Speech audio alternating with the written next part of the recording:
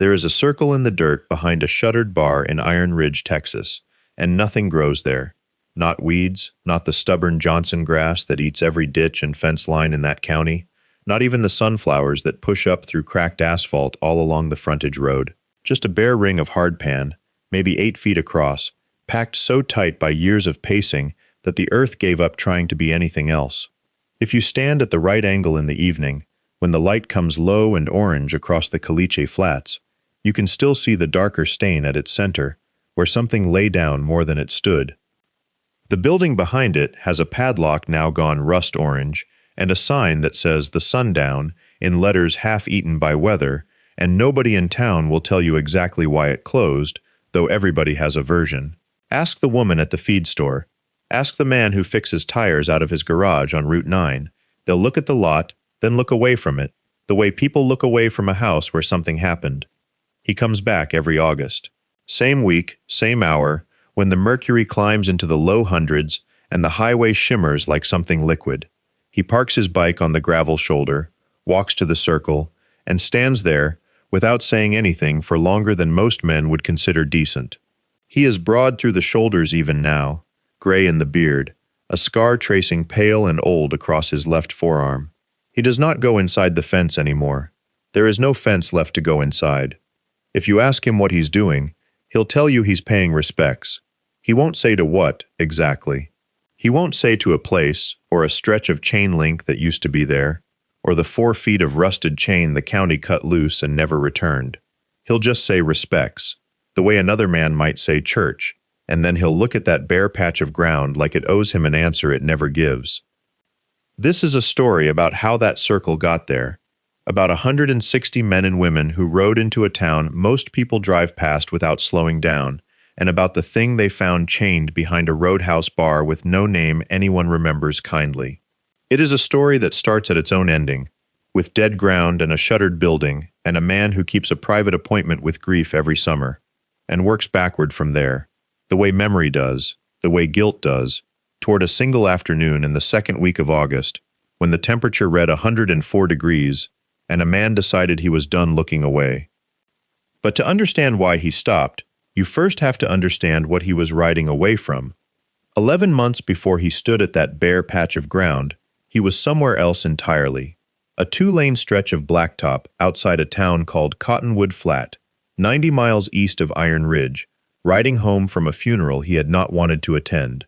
A brother from the club, 61 years old, dead of a heart that had been failing for a decade and hiding it well. The service had been short, the eulogy shorter. He remembers a preacher who did not know the dead man's name correctly and said it wrong twice, and no one in the pews corrected him, because correcting a man over a small thing felt obscene in a room full of grief that size. He rode alone that day, which he did not often do. The club moved in numbers as a rule, the way cattle move, the way geese move, because there was safety in it, and also a kind of honesty.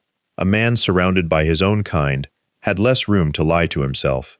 But that day he wanted the road empty and the wind loud enough to drown out thinking, and he got 300 miles of Texas flatness stretching out ahead of him under a sky the color of a bruise healing, and he let the bike do the thinking his mind refused to do. He thought about his father, who had ridden before him, and who had come back from a war 30 years before his own war, with a silence in him that never fully unpacked itself. He thought about the boy he had been, 9 years old, standing in a yard, while a house behind him filled with smoke and a voice, his father's voice, though he does not like to remember whose voice, told him to get in the truck, leave the dog, there's no time. He had left the dog, it had not survived. He had never spoken of it to another living soul, not to his wife before she left, not to the men he called brothers, and he had built around that memory the way scar tissue builds around a wound, thick and pale and numb to touch, until it wasn't numb anymore, until something snagged it. He did not know yet that in 9 months he would ride through a crossroads town so small it barely troubled the map, past a roadhouse with a name no one bothered to keep, and see a shape lying flat in gravel behind a chain-link fence, unmoving in heat, that would have driven a sane creature to shade if shade had been offered. He did not know yet what that shape would cost him, or what it would give back. He only knew, riding home from a funeral under a bruised sky, that some griefs do not close, they wait. The funeral had been for a man he'd ridden with for 11 years, a road captain named for his laugh, but silenced these last two by the same cancer that takes so many of them, the ones who spent their 20s breathing whatever burned in a jungle nobody back home believed was still burning. He remembered the folded flag. He remembered the widow's hands, how they would not stop moving even when there was nothing left to fold or smooth. He remembered the preacher saying the man was home now, and thinking that home was a word people used when they had run out of other words. He was 56 that August. Though the calendar said the funeral came in November, 9 months before the day at the crossroads, time, in his telling of it, never moved in a straight line, because grief doesn't keep a calendar, it keeps a weather pattern, returning and receding on its own schedule. His hands on the funeral day handlebars were the same hands that would later close around a pair of bolt cutters, thick-knuckled, scarred along the left forearm in a pale seam, shaped almost like a smile, the mark of a dog's teeth from when he was 9 years old and did not yet know what a chain could do to a living thing, or what a boy could do to himself pretending he'd forgotten. He had 2 tours behind him, the kind that leave a man quiet in rooms full of noise and loud in rooms full of silence, and a marriage that had lasted 6 years past the point it should have ended, dissolved not in a single argument, but in a slow leak, the way air leaves a tire nobody thinks to check. His wife had told him once that he loved dogs more easily than he loved people, and he had not argued with her, because arguing would have meant admitting she was right, and there is very little a man like him is willing to admit out loud. The club had given him what the marriage could not, a room he could sit in without needing to explain himself. Patched in at 26, road name earned not from any single act, but from a habit of noticing what other men rode past. He had built a life around vigilance, the way some men build a life around ambition. It cost him nothing to notice. It cost him everything, later, to act. That November evening, riding home under a sky the color of an old bruise, he did not stop at the diner where the others gathered to drink coffee and talk the dead man back into the room for one more hour. He rode straight through, past the turnoff, out into flat country, where the highway ran long enough that a man's thoughts caught up to him whether he wanted them to or not. 9 months later, in the second week of August, the temperature would sit at 104 degrees by early afternoon, and he would come around a bend past a gas station he had no reason to remember, toward a name on a sign no one had painted over in years. Iron Ridge announced itself the way dying towns always did, with a speed limit sign no one obeyed and a church whose parking lot had gone to weeds. He had passed through 100 towns like it, and would pass through 100 more, and the particulars rarely stayed with him past the next county line, but he would remember this one down to the smell of hot tar and the way the heat came off the asphalt in a shimmer that made the horizon look underwater. 104 degrees by his bike's thermometer, the kind of heat that made the air itself feel like something you had to push against. He had stopped for gas because the tank gauge told him to, not because anything about the station across from the Sundown asked for his attention. Cracked concrete. A soda machine with its light long dead.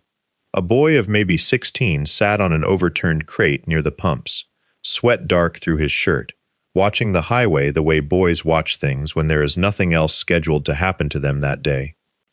It was the boy's stillness that caught him first. Not fear, not boredom, something more practiced than either. A way of looking at one fixed point behind the bar across the road and then looking away fast, like a man avoiding a wound he already knew the shape of. He followed the boy's eyes without meaning to. Chain link and scrub brush, a stretch of bare dirt behind the roadhouse, no shade structure, no water trough that he could see from that distance, and low to the ground, barely moving in the heat, a shape the color of a saddle, left too long in the rain. He did not react the way he wanted to believe he would have, years earlier, before 2 tours and a divorce had taught him that reacting fast rarely changed the outcome of anything. He finished fueling the bike. He capped the tank. He stood a moment with his hand still on the pump, feeling the vibration of a diesel truck passing behind him, and did not look away from the shape in the dirt. The boy spoke first, without being asked anything. "That's been there since I was in 9th grade. He turned. The boy was not looking at him now, was looking at the middle distance, the way people look when they are deciding how much of the truth is safe to hand over to a stranger. Nobody does anything, the boy said. Nobody's supposed to say anything either. Heat moved across the lot in visible waves. Somewhere behind the roadhouse, so faint he might have imagined it, a chain dragged once against packed dirt and went still again. He asked the boy his name, and the boy told him, and then the boy seemed to regret it, the way people regret small honesties in a town that has taught them honesty carries a cost. He did not ask again. He let the name sit unused between them, a courtesy the boy would not have recognized as one. "You said ninth grade," he said. "How old are you now?" 17. He did the math without meaning to, the way he did math on distances and casualties for 2 tours, because his mind had been built that way, and never unbuilt. 3 years, 3 summers of this heat, this exact heat, 104 degrees pressing down on packed dirt with nothing overhead but sky the color of a dirty coin. "You ever call anybody?" he said. "Animal control, sheriff, anybody." The boy's jaw worked once, like he was chewing something that would not go down easy. "My manager told me not to, said it wasn't station business, said the owner over there's been here longer than the station's been here, and you don't want trouble with a man like that in a town this size." "What's a man like that?" The boy looked at him then, actually looked, and something in the look was older than 17, the kind that remembers who crossed him longer than he remembers anything else. A car passed on the highway behind them, slow, a woman's arm resting out the window, gone in seconds toward wherever the road led when it left Iron Ridge behind. The dust settled. The shape behind the bar had not moved, or had moved so little that the eye read it as stillness, the particular stillness of a living thing that has stopped expecting anything from movement. He looked at the roadhouse itself for the first time with any real attention. Cinder block painted the color of weak coffee, a hand-lettered sign nailed above the door that had once said something in red paint, now sun-bleached to the pink of a healing wound. A gravel lot with 3 trucks in it at this hour, mid-afternoon, which told him something about who drank here and when. No fence between the lot and the scrubland behind it. No shade back there that he could see. No water dish, or none he could see from this distance, which was its own kind of answer. He thought of a yard he had not let himself think about in longer than he wanted to admit, and of a voice telling a boy to get in the truck, that there wasn't time, that it was just a dog. He felt the old scar on his forearm without touching it, the way you feel weather change in a joint that broke once and never forgot. 3 years, he said, mostly to himself. The boy didn't answer. He didn't need to. He had already said everything he was going to say, and now he was watching the biker's face, the way a person watches weather building on a flat horizon, trying to guess how bad it's going to get, and how soon.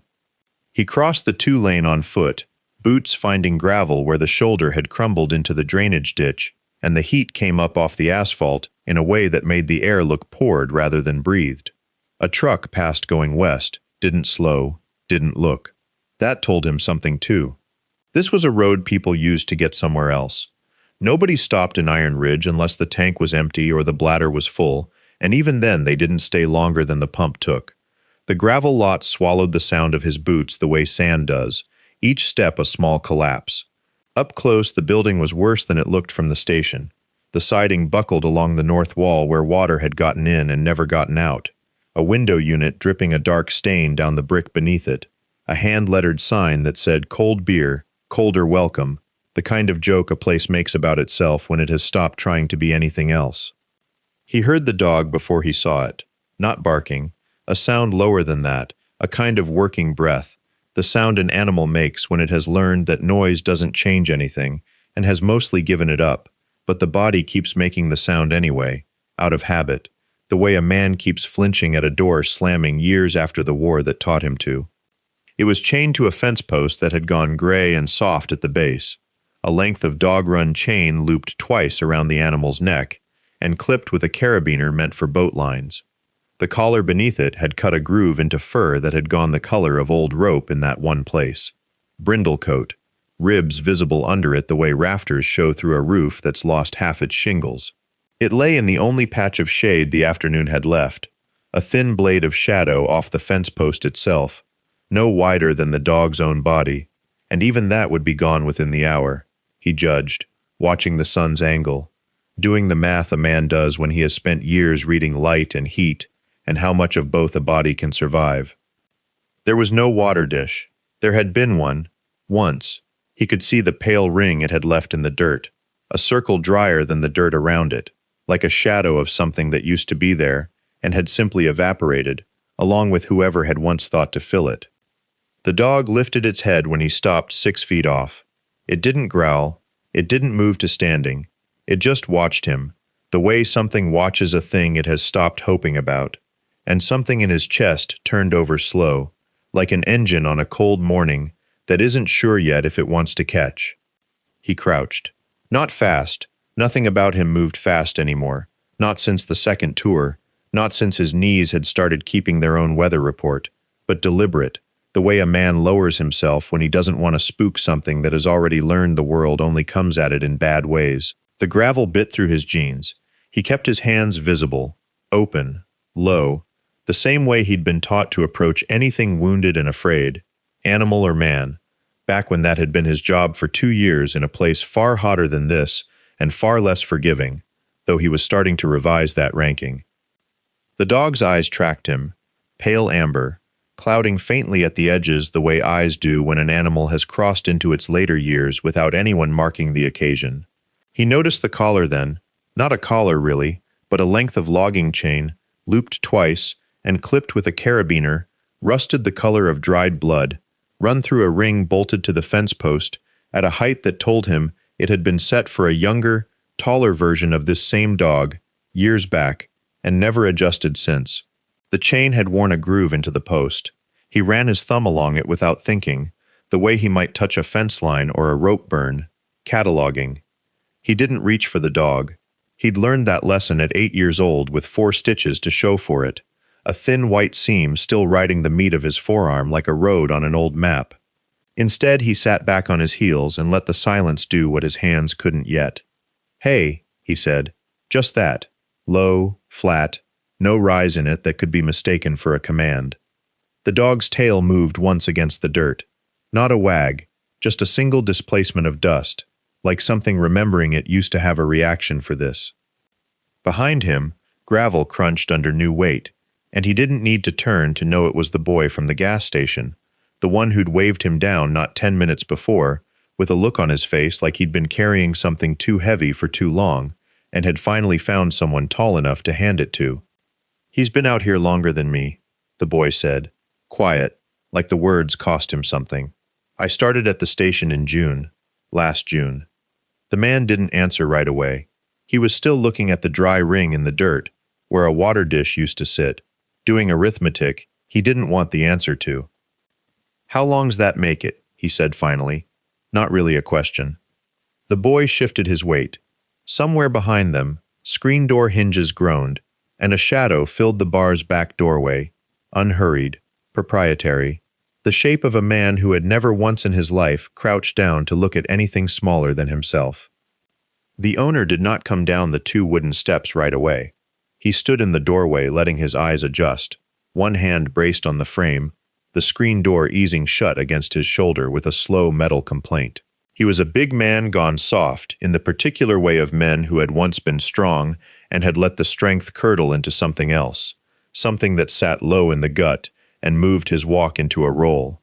He wore his belly like an argument. When he finally stepped out onto the gravel, he did it the way some men enter a room they own. Not fast, not careful, just certain. "That dog bite you?" he said. Not to the boy, to the biker's forearm, to the old white seam of scar that ran across it, visible where his sleeve had ridden up when he crouched. "Long time ago," the man said. "Dogs do that." The owner said it like a fact of weather. "Some of 'em you can't fix. That one's a yard alarm. Keeps the raccoons out of my trash. Keeps folks from cutting through the back at night." He said it evenly, without heat, the way a man recites something he has said so many times it has worn smooth and stopped meaning anything to him at all. The boy's jaw worked.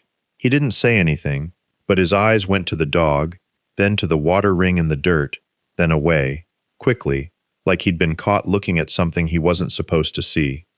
The biker didn't stand. He stayed crouched at the dog's shoulder, one hand resting flat against its ribs, feeling the shallow rise and fall of it, counting without meaning to, the way he'd once counted breaths in men who might or might not still be breathing by the time help came. The dog's eye tracked him, slow, dull, but tracked him all the same, the way something does when it has learned that attention is the only currency left to spend. 3 years, the man said, to no one, to the dirt, to the arithmetic he'd already done. That's not my problem, the owner said. Man's got a right to keep his own property how he sees fit. The word car, property, sat in the heat between them like something spilled. The biker looked up at him then, for the first time, really looked, taking the measure of him the way he'd once taken the measure of terrain, where the cover was, where the exposure was, what a man's hands were doing when his mouth was talking. The owner's hands were in his pockets, loose, unbothered. The boy took a half-step back, toward the pumps, toward the safety of the road, and said nothing, because there was nothing yet to say, and because some part of him already understood he was standing at the edge of something that had not happened yet, but was about to. The word property kept turning in him, slow, like something caught in the undertow of a river he'd forgotten he was standing in. He had heard men use that word before, in other heat, about other things that breathed and bled, and had no vote in the matter. He had heard it in a village whose name he no longer said aloud, about water buffalo and rice stores, and, once, about a family crouched in a doorway. He had heard his own father use it, on a porch in Ridge County, about a hound that had outlived its usefulness. Property, a word men reached for when they wanted the weight of ownership without the weight of the owning. He did not answer the owner. He crouched instead, slow, the way he'd learned to move around things that startled easy, and let the back of his hand rest an inch from the dog's muzzle, not touching, just offering the smell of him, motor oil and leather, and 40 years of roads, so the animal could decide. The dog's nose worked once, twice. It did not pull back. 3 years, he said again, quieter now, and this time it wasn't arithmetic. It was an accusation with nowhere to land. The gravel under his boots held the day's heat like a stove left on. Somewhere behind the bar, a window unit rattled and died and rattled again, fighting a losing argument with the afternoon.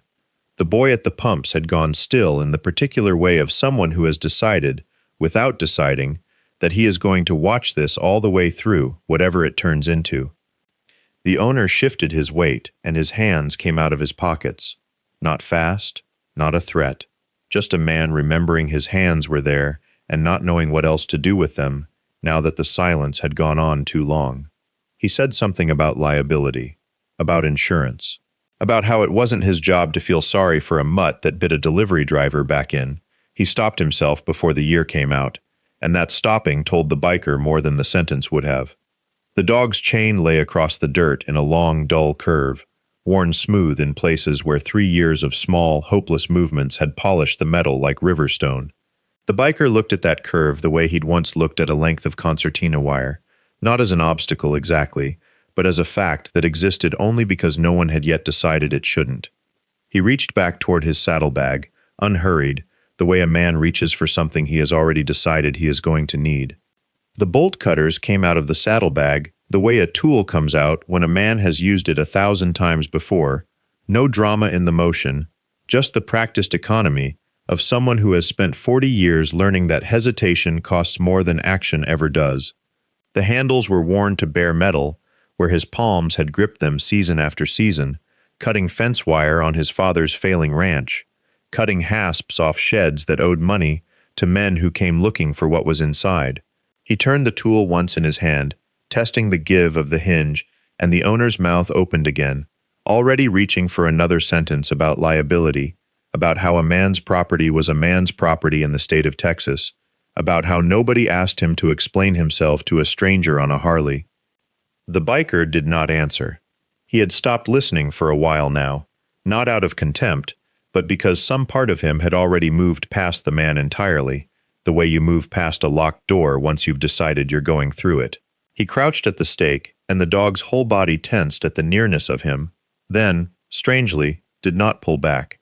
It watched his hands the way it must have watched 100 pairs of hands before, cataloging them for danger, and found, for reasons the biker would turn over in his mind, on quieter nights for years afterward, None.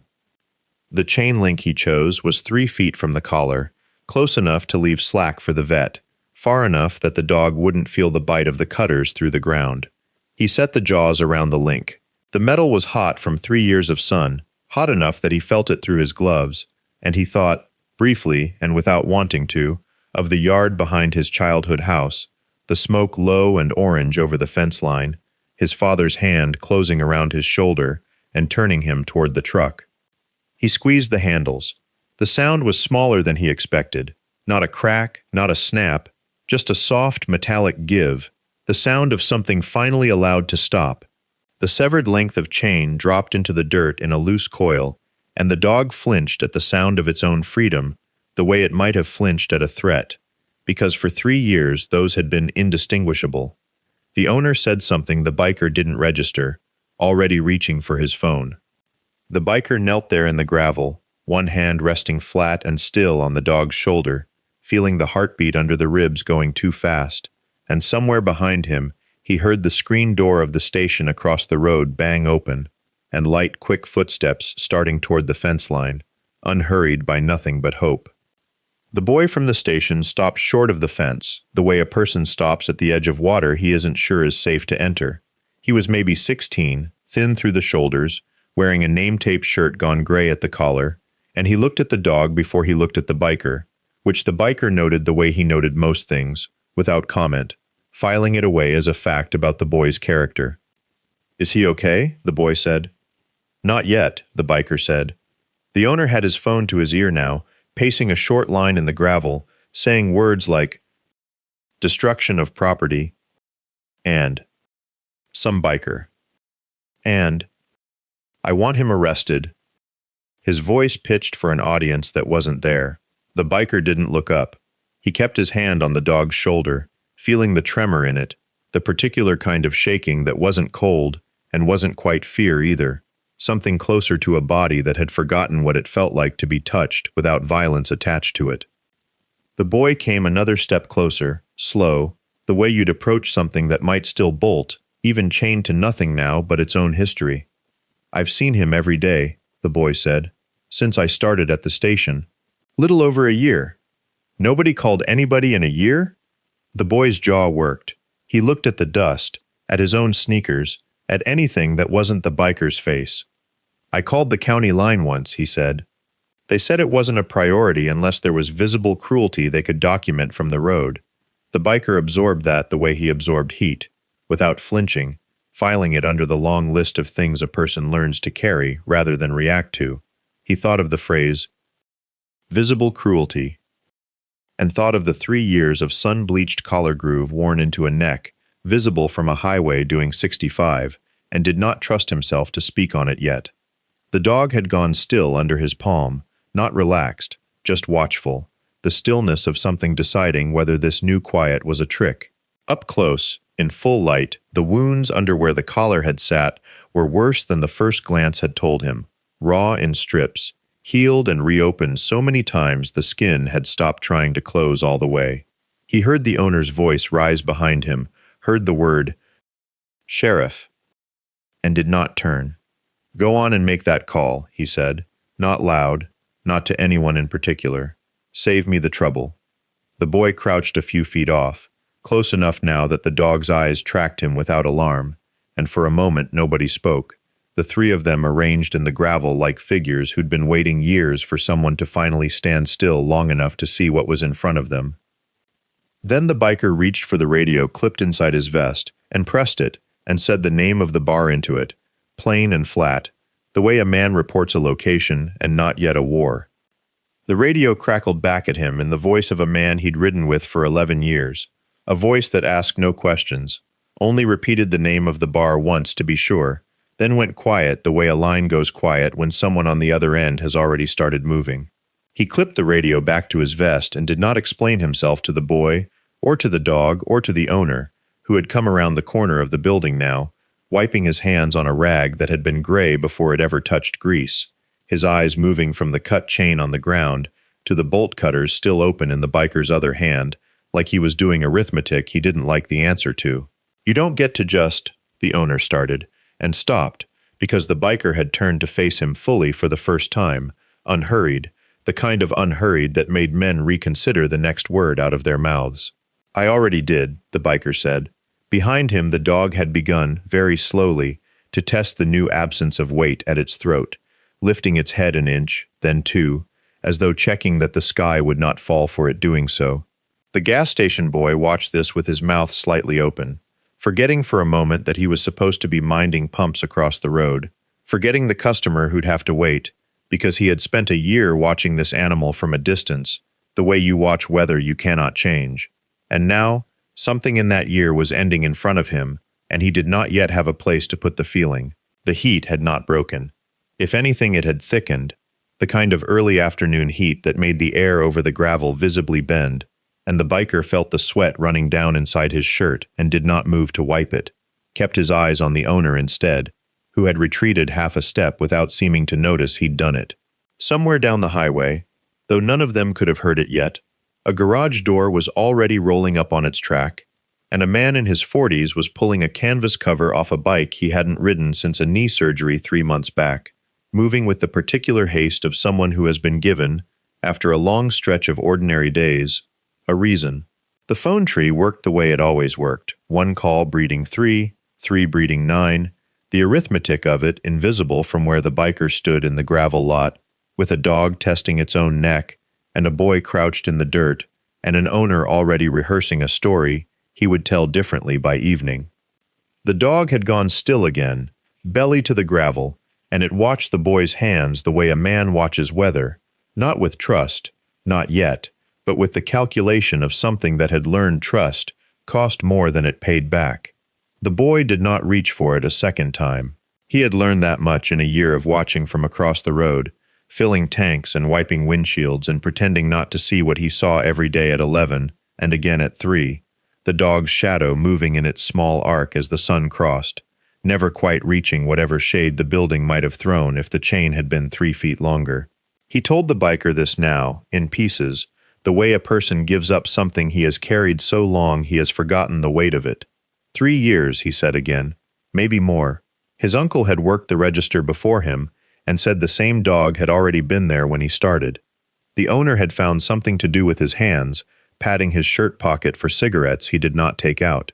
He said something about liability, about the county, about how a man couldn't be expected to account for every stray that wandered onto his property, and the words came out arranged but not convincing, the practiced cadence of a story that had never before needed to hold up under an audience. The biker did not answer him.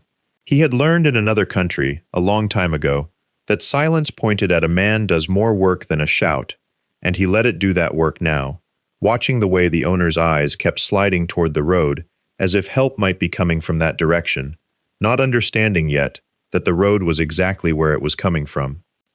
Down that road, in a town 40 minutes east, a woman in a Ridge Rider's vest was reading a text message twice before she believed it, then dialing a number from memory. In a garage smelling of 2-stroke oil and cut grass, a man was already thumbing the ignition on a bike that coughed once before it caught. None of it made a sound that reached Iron Ridge. The heat sat over the gravel lot undisturbed, the cicadas working their one unbroken note in the dead grass at the fence line, and the biker crouched again beside the dog, close enough now that he could see the rope scar beneath the collar, pale and puckered, older than anything that had happened here today. He said nothing to the animal. He simply stayed where he was, his knees in the dirt, his shadow falling finally, however briefly, across its back. The dog did not move under the shade of him, but something in its breathing changed, a fraction slower, the ribs settling into a rhythm that had not been there before. The biker noticed this the way he noticed everything that mattered, without comment, filing it somewhere below language, in the part of him that had learned long ago to read bodies instead of words. He thought of the boy across the road, the way his hands had not stopped moving the whole time he talked, wiping a rag over the same 6 inches of pump handle, as if the motion itself were necessary to get the sentences out. "A year," the boy had said. "Every day I seen it." He had not said why he never told anyone, and the biker had not asked, because he already knew the answer lived in every gas station and diner and church parking lot in every town like this one. The answer was that telling required believing someone would listen, and nothing in Iron Ridge had taught that boy to believe it. The owner had stopped talking. He stood with his arms loose at his sides now, the anger gone slack in him, replaced by something closer to calculation, though calculation for what, exactly, the biker couldn't yet say. Men like that recalculated constantly. It was the only exercise they got. Overhead, the sky held its flat white color, the kind of sky that gave nothing back. No clouds, no mercy, just the sun grinding down through it, onto the tin roof of the sundown, until the metal ticked and popped with the heat, the way it must have ticked and popped every August afternoon, for as long as the bar had stood there, indifferent to whatever suffered in its shadow. The biker had ridden through worse heat than this, had lain in it for hours once with a rifle across his forearms and a taste of copper in his mouth, waiting for something to move in a tree line half a world from here. He had learned in that heat that the body could survive almost anything if the mind agreed to be patient. He did not know, yet, whether the dog's mind had made that same bargain, or whether 3 years chained to a fence post had used up whatever patience it had been born with. He reached out, slow, the way he would reach toward a spooked horse, and let his fingers rest against the fur at the back of its neck, above the wound, not touching it. The dog's eye moved to find him. It did not flinch. It had perhaps forgotten, a long time ago, that flinching ever changed anything. Behind him, faint, almost swallowed by the cicadas, he heard the first bike on the highway. The sound did not belong yet to anything with a name. It was distance made audible, a single note dragged thin across 2 miles of cracked asphalt and heat shimmer, rising and falling with the give of the road beneath it. He did not turn toward it. He had called the tree first, before he'd touched the fence post, before he'd looked twice at the dog, a habit older than the war, older than the club, a habit his father had given him without meaning to, the way men pass down things they don't know they're carrying. 2 hours. He had learned long ago that 2 hours was enough, if the call went out right, if the right men answered their phones in the right order, each one dialing 3 more before he'd even hung up his own boots by the door. The gas station boy stood at the edge of the gravel now, arms crossed over his chest like he was cold, though nothing in that lot had been cold in 104 degrees since noon. He watched the biker's hand on the dog's neck, the way a person watches something they have wanted to do for a long time and never let themselves. "You're not supposed to touch it," the boy said. "The owner says it bites." "Does it?" "I never seen it bite anybody. I never seen anybody get close enough to find out." The biker did not answer that. He was listening to the second sound now, arriving under the first, another engine, farther back, matching pace with the one ahead of it the way riders do without needing to discuss it, the space between them held like a measured breath. The dog's ear twitched toward the highway. It was the first thing about the animal that had moved with any intention since he'd knelt down beside it, and he noted it the way he had once noted small things in tall grass. Not as hope, not yet, only as information. The owner's screen door had not opened again. Somewhere behind it, a television murmured through the wall, indifferent, and the smell of old grease drifted out through a vent fan that turned without conviction, stirring air that had already given up being cool. The biker thought, briefly, of how little effort it would have taken. A bowl, a length of shade cloth, a chain long enough to reach the fence's shadow at 3 in the afternoon, and how that thought would do him no good now, because effort not spent cannot be borrowed back. He rose halfway, one knee still in the dirt, and looked down the frontage road toward where the sound was coming from, 2 shapes now visible in the heat glare, low and steady, not hurrying, because men who are certain of where they are going rarely need to hurry to get there. The 2 shapes resolved into 2 motorcycles, the way a fact resolves out of rumor, slowly, then all at once, chrome catching the white afternoon light and throwing it back in flat coins across the frontage road. He recognized the lead rider's posture before he recognized the bike itself, the particular set of the shoulders that came from 30 years of holding a line, and something in his chest loosened by a fraction he would not have admitted to a doctor or a priest. Not relief, not yet, only the sense of a weight being distributed, the way a man carrying a stretcher feels the balance shift when a second pair of hands takes the other end. The gas station boy had come out from behind the pumps again, wiping his hands on a rag that had long since stopped doing the work of cleaning anything, and stood at the edge of the lot with the particular stillness of the young when they sense that something in the adult world is finally, belatedly correcting itself. He did not approach. He watched the way people watch weather arriving, aware that his part in it was already finished, that he had done what he could do a year ago and every day since by simply not looking away, and that whatever came next belonged to other hands now. The dog had not moved, but its ear had turned again, tracking the growing sound the way a compass needle tracks north, without asking permission of the ship it's mounted in. Old animal, the biker thought.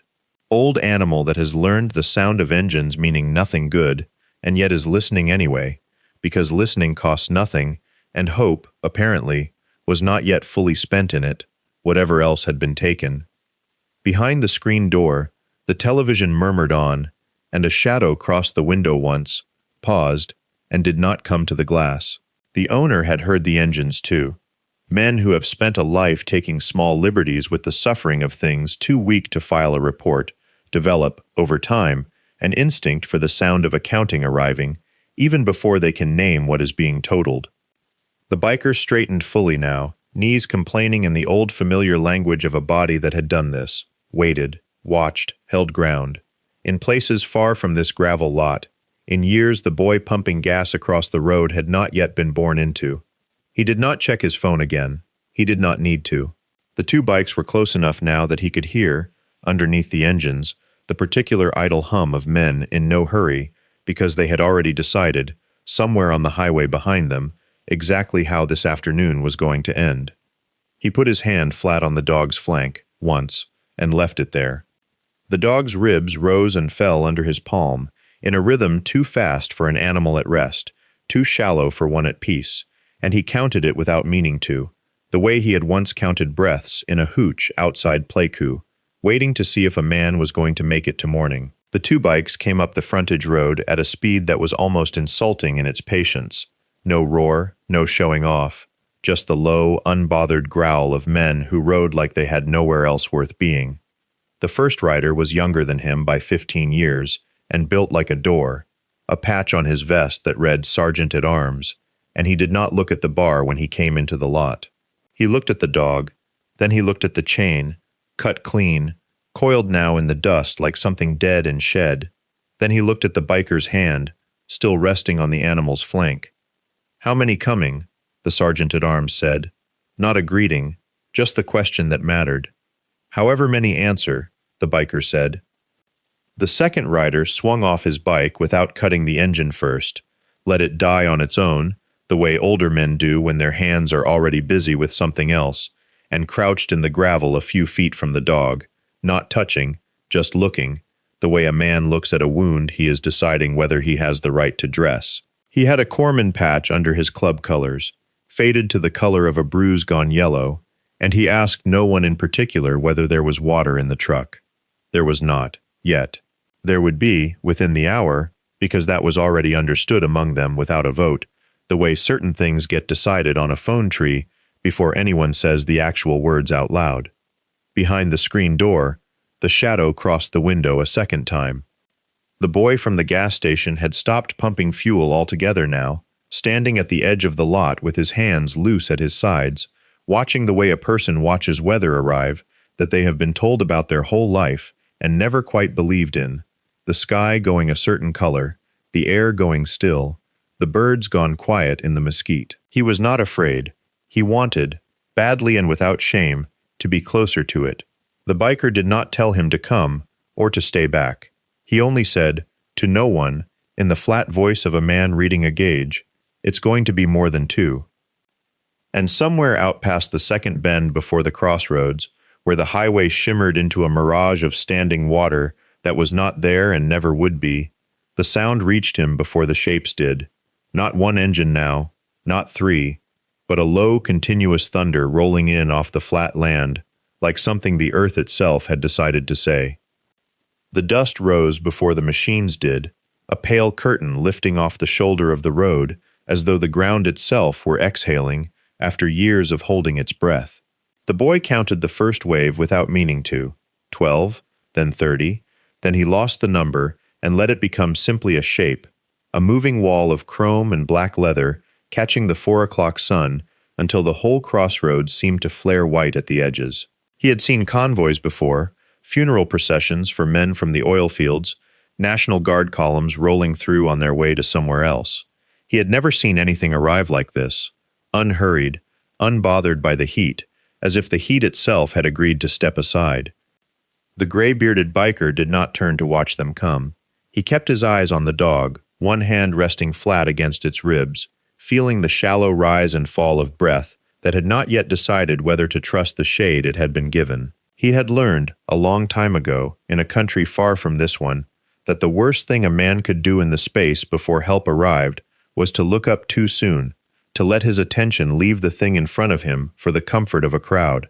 So he stayed low, one knee in the gravel, and let the sound wash over him the way weather washes over a man who has already decided he is not moving. The owner had come back out onto the porch by then, drawn by the noise the way a man is drawn to a fire he started himself and can no longer control. He stood with his hands on the rail, his mouth working at words that would not quite form, watching the lot fill the way a low field fills with water during a flash flood, not gradually, but all at once, past the point where retreat is a word that still means anything. Riders peeled off the highway in loose, practiced lines, engines dying one after another, until the silence that followed was louder than the thunder had been, a silence with 160 bodies inside it. No one shouted. No one raised a hand. They simply came to a stop, boots finding gravel, and stood. The boy felt something loosen in his chest that he had been carrying so long he had stopped noticing its weight, the specific ache of having seen a thing every day for a year and never once being believed when he tried to describe it. He looked at the men and women filling the lot, and he understood, in the wordless way a 15-year-old understands the true shape of a thing before he can name it, that he would never again have to explain what he had seen through that station window. It was standing here now, in the flesh, in numbers too large for anyone to wave away. The owner came out from behind the bar with a rag still in his hand, the same rag he had been using to wipe down the same 4 inches of counter for the better part of 20 minutes, and he stopped in the doorway the way a man stops when the ground in front of him has changed while his back was turned. He counted without meaning to. Anyone would have. The eye does that math on its own. 1, 10, 30, more than the parking lot should hold, more than the building should hold, more than the whole crossroads had held at one time since the grain elevator closed. His mouth did the thing mouths do when they are deciding whether to be loud or careful, a small working at the corners, and for a moment it looked as if he might choose loud. He didn't. He looked at the chain lying cut and useless in the dirt, at the dog now lying in the shade of a parked Harley, with its ribs rising and falling in a rhythm that was, for the first time in longer than anyone could say, unhurried. He looked at the man kneeling beside it. He looked at the 160 faces turned toward him, with an attention that had nothing performative in it, nothing that asked to be admired, only the flat, unblinking patience of people who had already decided how the next hour would go and were simply waiting for him to catch up. He said something about private property. Someone near the back of the crowd, an older woman with a gray braid down to her waist and a patch that said 31 years on her vest, said nothing back, only shifted her weight so that her boots were square to the ground, which somehow answered him more completely than words could have. Overhead the sky had gone the color of a bruise healing, that particular yellow-gray Texas takes on before a storm decides whether it will actually arrive, and the wind that had been pushing dust across the lot all afternoon dropped suddenly, as if even the weather had paused to see how this would be settled. A phone was already out, one of the members near the edge of the gathering, dialing a number written on a slip of paper someone had thought to bring, the county sheriff's non-emergency line. Then, after a short exchange, a second number for the regional animal welfare office, the kind of call that in any other circumstance might have taken hours to matter, and now, with 160 witnesses standing in the gravel, would matter within the hour. The boy across the road watched the owner's shoulders drop half an inch, watched the rag go still in his hand, and understood before anyone said a word that something in the town's long habit of not seeing had just been interrupted for good. The deputy who took the call did not rush. He had grown up 2 counties over, had heard of Iron Ridge the way people hear of a relative they never visit, and he did what deputies in that part of Texas had done for 3 years running, Whenever a complaint about the roadhouse crossed his desk, he wrote it down, filed it, and moved on to something that felt more urgent. This time was different only because of the number attached to it. 160 men and women standing in a gravel lot in 104-degree heat was not a complaint that could be filed and forgotten. It was a fact with a shape, visible from the county road. The kind of fact that made a dispatcher sit up straighter and say the word, "Bikers," twice into the radio, as though repeating it might make someone else responsible for what happened next. The animal welfare officer arrived first, a thin woman in a county truck with a rusted door that stuck when she tried to close it, and she moved through the crowd the way a person moves through a church they were not raised in, carefully, aware of ceremony she did not fully understand but respected on sight. She knelt by the dog without asking anyone's permission either, and the protagonist noticed that she did not flinch at the smell, did not hesitate over the raw place beneath the collar, only worked with the quiet competence of someone who had done this before and would do it again long after this particular crowd had ridden off and left the lot empty. The owner had gone inside the bar sometime in those minutes, not dramatically, not slamming anything. He had simply stopped being the center of the scene and become a shape moving behind a screen door, watching through the mesh, the way a man watches weather he can no longer control. No one followed him. No one needed to. The bolt cutters were still lying in the dust near the stake, and nobody had picked them up, as if the tool itself understood its work was finished and had earned the right to rest. The teenage boy crossed the road for the second time that day, this time without being called, and stood near enough to the dog that the officer glanced up at him and asked, in a voice pitched for exactly one listener, how long he had known the collar was that tight. He said a year. He said he had never told anyone because he had not believed anyone would come. The officer did not answer that.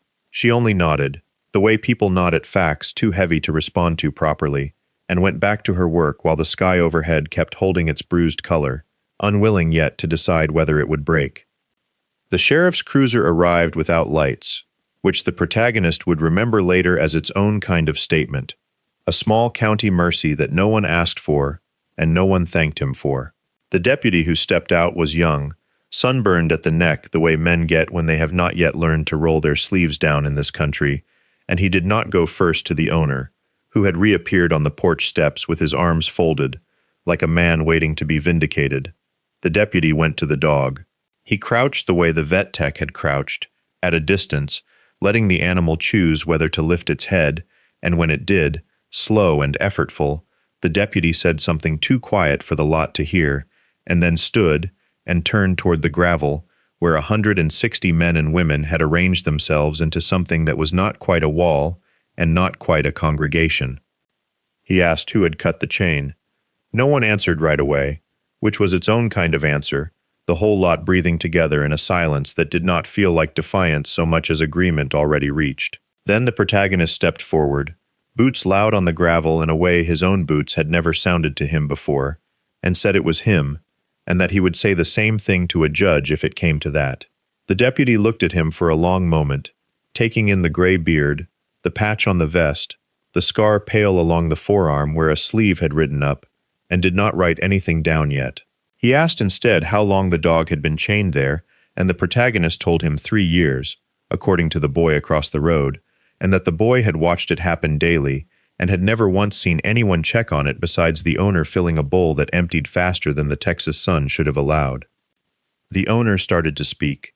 The deputy raised one hand, not sharply, just enough, and the owner's mouth closed around whatever he had been about to say, and something in his face shifted from indignation to a kind of calculation, a man doing arithmetic on how many complaints a county could ignore before the ignoring itself became the story. The animal welfare officer was already on her radio, giving a location, giving a condition, giving numbers that would become, in time, part of a file with a case number and a date stamped at the top. The dog lay still in the shade of the truck's open door, tongue out, ribs rising and falling in that shallow rhythm of something that had spent a long time learning to need very little in order to survive. The protagonist watched the deputy's pen finally come out, watched him ask the owner for his name and the date the collar had last been checked, and understood, the way a man understands weather before it arrives, that something in Iron Ridge had just started moving, that would not stop moving until it had gone all the way through. The pen moved slow across the citation pad, the deputy's handwriting the cramped block print of a man who had filled out 10,000 of these and expected to fill out 10,000 more before he was through, and the owner recited his name like it cost him something, like each syllable was a small tax he resented paying. Behind him, the bar sign buzzed and flickered against the white sky, half its letters burned out so long ago that no one in town could say any more what word it had once spelled in full. The gravel lot had gone quiet in the particular way a crowd goes quiet when it senses the shape of an ending, arriving before the ending itself. The bikers standing in their loose formation, neither closer nor farther than they had been an hour before, patient the way stone is patient, and the boy from the gas station stood at the edge of it all, with his arms crossed over his chest, watching the deputy's pen the way some people watch a scoreboard. The vet's truck idled at the mouth of the lot, its owner leaning against the doorframe with a look on her face the protagonist recognized from other rooms, other years, the look of someone doing math on suffering, converting it into treatment, into weeks, into whether an animal this depleted would take to food again, slow or fast. She did not hurry. Hurrying, in her line of work, killed things that patience could save. She crouched again beside the dog and ran 2 fingers along its jaw, checking the gums, and said something quiet to the animal that the protagonist did not catch and did not need to. The owner's voice rose once more, thinner now, something about property value and harassment, and men who thought badges and patches gave them the run of a man's own lot, and the deputy did not look up from the pad, only said, without heat, that the county would be in touch, and that the animal was being taken into protective custody pending inspection, and that further conversation on the subject could happen through the appropriate office. It was the flattest kind of sentence, bureaucratic, bloodless, and it did more to the owner's posture than any threat the protagonist could have made with his own hands. The man's shoulders dropped half an inch, his jaw worked once, twice, chewing on something he had decided not to say. The protagonist watched the animal welfare officer signal to her partner, watched the tailgate come down, watched the dog lifted with 2 sets of careful hands onto a blanket already laid out for it, and felt, low in his chest, the particular ache of watching a thing finally get carried instead of dragged. Somewhere behind him, low, almost too quiet to catch, one of the older members said the word finally, not to anyone, just to the heat, just to the day itself, the way a man says amen at the end of something he had stopped believing would ever come. The vet's tailgate stayed down a long while after the dog was settled, longer than the loading required, as if the county wanted the lot to see it, to sit with the image before the truck pulled out. The protagonist did not move closer. He had learned that much from 2 tours and a lifetime of watching men perform courage for an audience, that the moment belonged to the animal now, not to him, and that his part in it, the cutting, the standing, the refusing to leave, had already happened and did not need repeating. He kept his place at the edge of the gravel with the others, boots planted in the softened tar, and let the afternoon do what afternoons do, which is simply continue, indifferent to what has just been decided inside them. The gas station boy had crossed the road again, drawn by something he could not have named, and stood near the pumps with his rag forgotten in his hand, watching the blanket, watching the tailgate, watching the dog's head turn once toward the sound of 160 engines gone quiet. He would tell people later, not many, just the ones who asked, and not many asked, that he had never seen that many grown men go still at once, that stillness like that had a weight to it he could feel in his sternum from 30 yards off. He did not know yet that he would be the one who told the protagonist the dog's history in the first place, 3 sentences on a hot morning that had set the whole machinery of the day turning. He only knew that the animal was finally leaving, and that the leaving looked less like rescue than like something overdue, a debt finally being paid on a ledger nobody had wanted to open. The deputy finished writing. He tore nothing from the pad, offered no copy, said only that the report would be filed and the appropriate parties notified, language built to close a conversation rather than open one. The owner said nothing back. He watched the truck's engine catch, watched the tires find the gravel and turn it, watched the dust rise thin and pale in the white light before settling again on the same ground it had always settled on. Nobody clapped him on the shoulder. Nobody told him it would be all right.